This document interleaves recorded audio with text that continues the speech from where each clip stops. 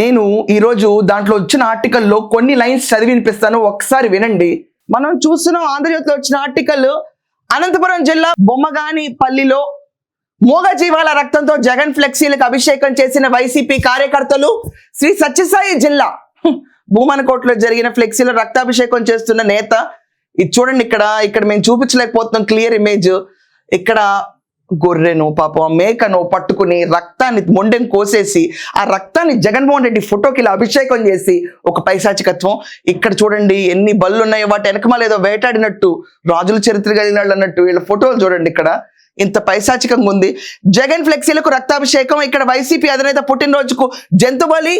ఇక్కడ మనం అబ్జర్వ్ చేస్తే ప్రకాశం జిల్లా రప్పారప్ప ఫ్లెక్సీ. ఇవన్నీ పక్కన పెడితే ఇక్కడ మనకు ఒక ఇంపార్టెంట్ ఫ్లెక్సీ ఉండేది. 2029లో రప్పారప్ప 89 మ్యాజిక్ ఫిగర్ దాటిన నుంచి గంగమ్మ జాతర అని ముద్రించారు. ఏం గంగమ్మ జాతర?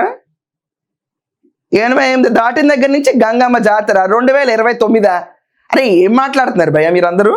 అసలు ఇలాంటి ఆర్టికల్ చూస్తేనే బాబోయ్ చీ అనిపిస్తుంటే, వీళ్ళు రెచ్చగొట్టే ఫ్లెక్సీలు నిన్న ఎవరన్నా కొంచెం కామన్ సెన్స్ ఉండాలని ఇలాంటి ఫ్లెక్సీలు వేసుకుంటారా? ఈ రోజు దాకా ఎంతో మంది నేతలు పుట్టినరోజు జరుపుకోవడం చూసాం, కానీ ఇంత లౌడెస్ట్ బర్త్డే నా జీవితంలో నేను ఎక్కడ చూడాల.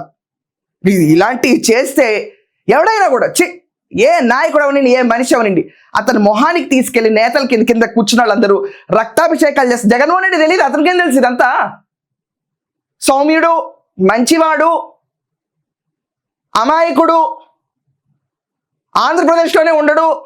వారంకి 7 రోజులుంటే ఆదివారం సెలవు తీసేసి 3 రోజులు తను సెలవు పెట్టుకుని 3 రోజులు వచ్చి ఆంధ్రప్రదేశ్ కోసం గోల చేసి వెళ్ళిపోతూ ఉంటాడు.